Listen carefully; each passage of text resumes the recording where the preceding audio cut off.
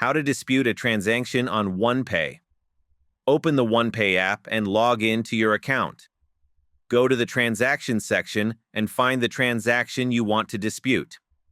Tap on the transaction to view its details. Select the option to report a problem or dispute the charge. Choose the reason for your dispute from the available options.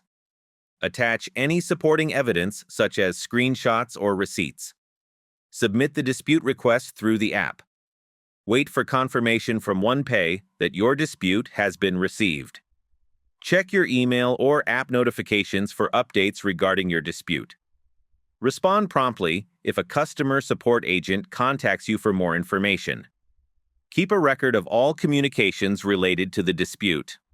Review your account to see if a provisional credit has been issued. Follow up with Onepay if you do not hear back within a few days. Monitor your account until the dispute is fully resolved and verify the correct amount has been credited. Thank you for watching.